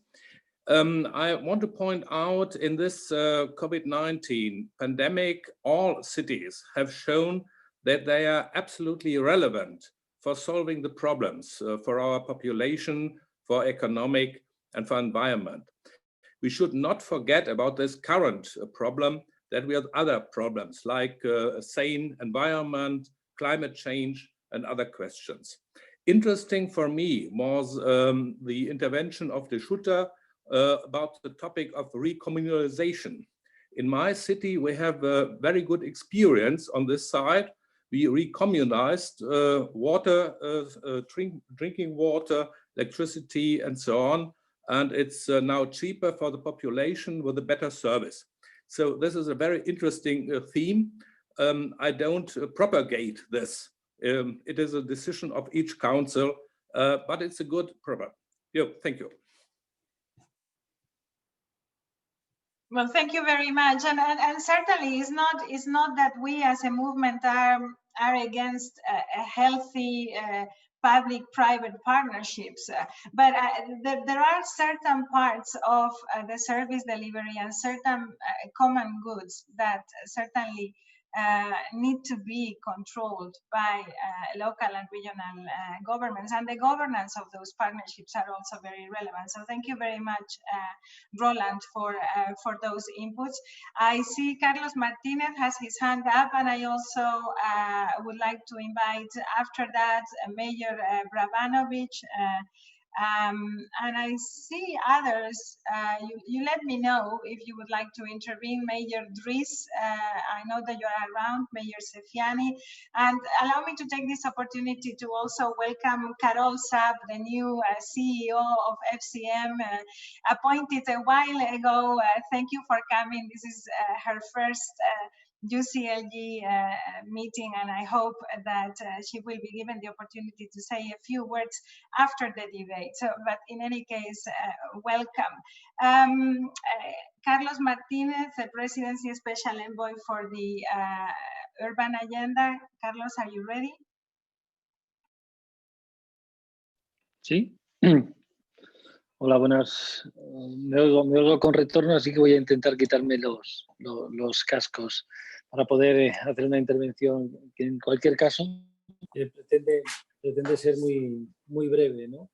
Yo creo que coincido absolutamente con todos los intervinientes anteriores en ese momento de las políticas públicas, ¿no? Yo creo que en este contexto internacional, en esta crisis sanitaria que estamos sufriendo y padeciendo, y con las derivadas que hoy por hoy tiene en torno a la crisis social y económica que viene ligada a la misma, se ha puesto algo encima de la mesa de una forma muy cruda, es la imposibilidad de esa regulación que los mercados hacen de la misma de una forma absolutamente imposible, ¿no? Por tanto, las políticas públicas son el centro del debate. Y ese centro del debate de las políticas públicas, como respuesta a las necesidades de los ciudadanos, nos está obligando a reflexionar también sobre el modelo de gobernanza, ¿no? que tenemos, con el que tenemos que elaborar, con el que tenemos que redactar estas políticas públicas. En ese sentido, lo íbamos diciendo durante muchísimo tiempo dentro de ciudades según los locales unidos, ¿no? Dentro de nuestro movimiento internacional, ¿no? Necesitamos que una vez más se nos abran las puertas y se nos dé un asiento en la mesa de decisiones, ¿no? Hoy es el momento para que los estados asuman, ¿no?, la conducción, la dirección de una forma definitiva para que asegure la prestación de unos servicios públicos en educación, en sanidad, en protección social que generen una igualdad de oportunidades en todas las ciudades y a todas las personas de todos los territorios, ¿no?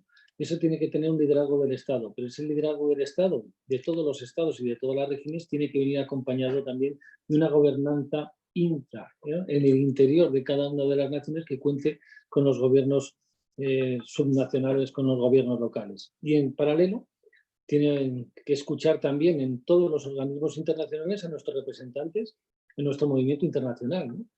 Si algo tengo claro es que todo el camino andado hasta el día de hoy nos obliga a rediseñar una nueva normalidad que tiene que venir paralela a un nuevo diseño de los organismos internacionales en los que los pilares anteriores no se vean reflejados en un futuro. Y ese nuevo futuro que tenemos que estar elaborando entre todos tiene que contar precisamente con los gobiernos locales como una pieza clave y fundamental.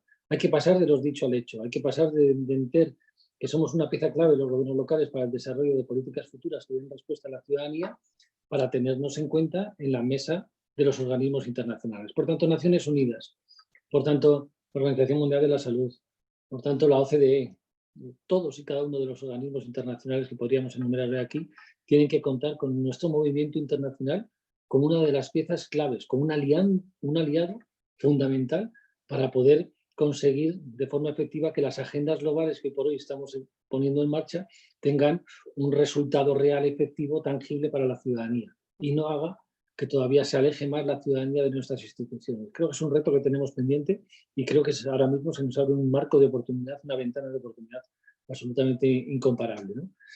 Ese es el reto al que nos tenemos enfrentando y es lo que quería trasladar hoy aquí. Muchas gracias. Muchas gracias, alcalde.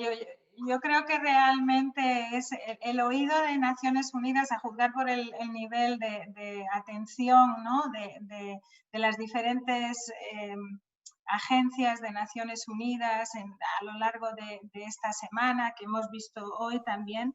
Creo que estamos teniendo cada vez más atención de ellos. Quizás todavía no estamos en las mesas que queremos estar, pero creo que es muy importante que sepamos contar bien la historia de cómo estamos ligando nuestro trabajo en lo local, en los territorios, con esas agendas globales, ¿no? Y tenemos un trabajo que hacer ahí también con respecto a la conversación de financiación. I have now, if you are ready, Mayor Brabanovich, I would like to give you the floor. I see that the Mayor of Montevideo has also joined us, Cristian Di Candia. It would be great to hear your thoughts, how your city is looking at recovery. Latin American members are starting to join now. Mayor Brabanovich, are you ready? Yes? Great. Yes. Muchas gracias, Senora Sayas. It's a real pleasure to add to the comments of many of my colleagues who spoke prior to me today, and to really talk about and focus on not the challenges that we're all dealing with. We know that, and that is certainly part of the dialogue. But an equally important part of the dialogue is focusing on how we move forward. And I really want to add to a couple of the comments of my colleague and friend, FCM President Garth Frizzell, who spoke earlier. And he really focused on two things. That number one, the recovery is an opportunity to lay ground for a green and just recovery. And I think that is extremely important. And secondly, there's an opportunity right now to tackle homelessness in all of our cities. And I want to speak on both of those because they're areas near and dear to my heart, but also to much of the work that UCLG has been championing now for many years. On the issue of a green and just recovery, as we know, we've all made the commitment to the Paris Accord and to see us going to a net zero environment by 2050. And that is going to require significant changes over the next 30 years by all orders of government in order to achieve those goals. And so to do that, we're really going to need to use this opportunity, not to ignore that for another 5 or 10 years, thinking that we can actually come and address those issues later on, but to in fact use this opportunity to make critical investments, use that as an opportunity to get people back to work through employment associated with the green economy and actually make some significant advancements in that area. In the area of social justice, I mean, we know that COVID has demonstrated that it is the most difficult on the most vulnerable. And the fundamental issue that we need to address for everyone is the right to housing. And this is a piece of work that my colleague Ada Kalau, co-president, former co-president of UCLG and now our champion for the SDGs at the UN for UCLG, has championed this issue together with UCLG and the former person who was driving the homelessness agenda at the UN, the Special Rapporteur. And this really is an opportunity for us to make critical investments to ensure that everyone has a roof over their head. Because until we do that, everything else becomes virtually impossible to tackle. Whether it's mental health issues, whether it's addiction issues, whether it's that, you know, trying to find a job and support your family, all of these issues need to be addressed through the housing front. All of this really speaks to one critical element in my view, and that is, unlike any other time in the history of humankind, collaboration and cooperation between spheres of government is going to be more important than ever before. And not just amongst spheres of government, but also with the private sector, with the not-for-profit sector, with academia. We're all going to have to work together in unprecedented levels because the resources are going to be minimized. And the only way we're going to be able to tackle the scope of the problems that we're talking about is if we work collaboratively together in ways that are going to allow us to maximize our resources and in fact move forward. So those are just a few of my thoughts that I wanted to share. Thank you for the opportunity, and thank you to everyone for participating in this very meaningful conversation today. Thank you very much, Mayor Rabanovich. This debate needs to really fit into this work that we are starting towards a pact for the future. And I just wanted to emphasize that the policy council that is going to be appointed today around right to the city, and that we will hear their plans later on, is going to continue championing our housing agenda. I also wanted to emphasize that our organization has issued a communique on avoiding evictions during these times, and these are very difficult messages for our members, but it's certainly high on our agenda. Thank you very much for that. So I wonder whether the mayor of Montevideo, I had seen him, but I don't know whether he's ready. Mayor Di Candia, is he here? Are you here now? I don't see you anymore, but these screens are like that. No? Okay, if he's not here, una intendente, ¿está usted por aquí, Cristian Di Candia? Hola. Because, hola. Con razón le perdí. Intendente, por favor, que aparecía con otro nombre. Adelante. Ahora sí. ¿Cómo estás, Emilia? ¿Cómo están todos y todas? Un placer poder estar en contacto una vez más. Esta seguramente sí, la última como intendente, pero con la misma alegría de cada día. He escuchado con atención las exposiciones de los colegas.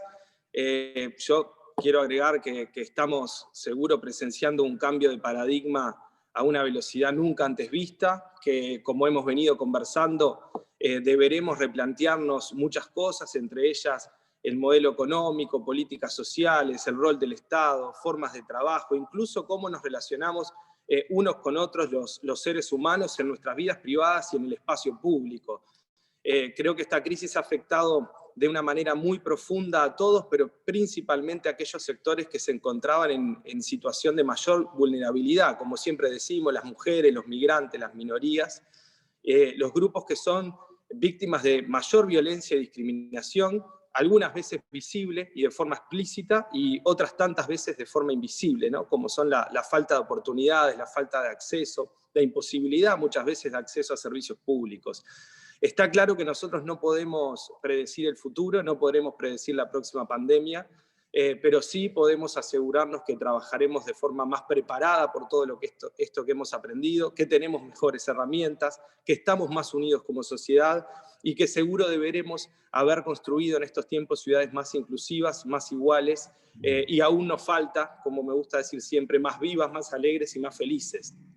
También que, como dijo en algún momento Einstein, si buscamos resultados distintos, no tenemos que hacer siempre lo mismo, ¿no? Así que será momento que el sistema internacional, que está creado ya desde hace mucho tiempo, de mediados del siglo pasado, comience a escuchar a las ciudades, a los gobiernos locales, que somos quienes estamos más cercanos a la ciudadanía. Y la única manera de salir adelante es si logramos construir alianzas y trabajamos de manera conjuntas con los sectores privados, públicos, la organización civil, la academia, como tan bien se ha dicho anteriormente y no quiero repetir y extenderme.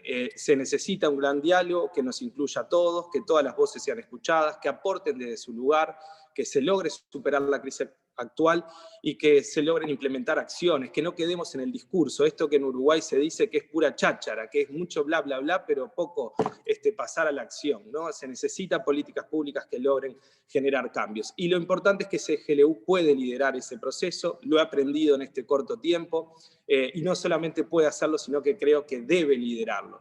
Cuando me tocó ser electo vicepresidente, tenía la idea, lo hablamos con la secretaria general, con Emilia, de hacer un encuentro de alcaldes y alcaldesas jóvenes, de poner sobre la mesa algunas ideas transgresoras, transformadoras. La pandemia lamentablemente no lo hizo posible. En pocos días, como dije, ya no seré intendente, pero estoy seguro que el presidente Boudra estará tomando nota y que con su liderazgo pronto tendremos esas propuestas frescas que, como decíamos hace un ratito, haga un mundo mejor con ciudadanías felices. Desde América Latina le aseguramos al compromiso, a la Organización Mundial, el trabajo y la participación. Estamos en un momento triste, pero confiamos que finalmente la representatividad de millones de personas de nuestras capitales tendrán su lugar en el escenario global. Es mi esperanza, pero además es la de todos y de todas los millones y millones de personas que viven acá, un mundo mejor que CGLU pueda ayudar a construir. Así que les envío un gran abrazo a todos y a todas, y ha sido un inmenso placer poder trabajar con ustedes. Intendente, nos alegra muchísimo que nos haya podido acompañar. Hay que aclarar que usted no ha perdido las elecciones, es que no se presentó y está siguiendo otra ruta. Es importante, ¿no? Decir esto, también agradecerle esta transición que nos está ayudando a hacer con la nueva intendenta Carolina Cose. Para nosotros Montevideo, en el movimiento municipalista internacional, tanto en Metrópolis como en CGLU, ha sido siempre un campeón de los derechos humanos, del derecho a la vivienda. Hemos hecho muchas cosas gracias a su liderazgo y de verdad le agradezco mucho. Yo estoy segura de que el presidente Boudra también se va a unir a esto, y al presidente Boudra le paso ahora la palabra para que cierre ya este debate antes del próximo segmento. Adelante, intendente. Sí, dígame, Cristian. Simplemente, como dice nuestro querido Pepe Mujica, y lo ha dicho el día que se fue, los militantes y las militantes políticas y sociales nunca nos estamos yendo, siempre estamos volviendo, así que seguiremos trabajando en conjunto con toda la red mundial. Presidente, gracias, me he permitido esa licencia. Adelante. Gracias, Cristian. Tendremos siempre, estarás siempre con nosotros. Mire, voilà, moi, on apprend tous les jours et dans ce Conseil mondial, on apprend les uns des autres. On voit bien comment les collectivités locales et les territoires sont au contact des communautés. Nous sommes les vrais acteurs de la politique de la proximité et de la démocratie locale. Nous devons être toujours proches de nos communautés et de nos citoyens. En 2021, il sera une année très difficile parce qu'il s'agira de traiter les conséquences de la pandémie. Et les conséquences vont être très importantes au niveau social et économique. il y a plusieurs secteurs qui sont affectés, le tourisme, la culture, le commerce, mais aussi les plusieurs personnes qui sont affectées et souvent ce sont les plus vulnérables, les immigrés, les pauvres, etc. Et c'est variable d'un continent à un autre. Or, pour être impliqué, on devra être plus impliqué dans les services de santé, d'éducation, et essayer de faire une reprise pour les petites et moyennes entreprises. Donc cette reprise économique et sociale doit se faire différemment, bien sûr, dans un esprit de concrétiser les ODD et faire que nos territoires et nos villes soient plus résilientes. Mais pour concrétiser tout ça, il nous faut plus de compétences dans certains continents et de plus de moyens humains et matériels, un financement adéquat. Il faut que nous veillions à que les aides internationales arrivent à la commune locale, à la petite commune locale, pour aider les gens qui souffrent et qui vont souffrir encore beaucoup à cause de cette pandémie. Donc, unis dans CGULU, on peut s'aider mutuellement et échanger nos expériences et être les véritables avocats pour faire le plaidoyer non seulement des villes et des territoires, mais de nos communautés. Merci beaucoup. Merci, merci à vous, Monsieur le Président.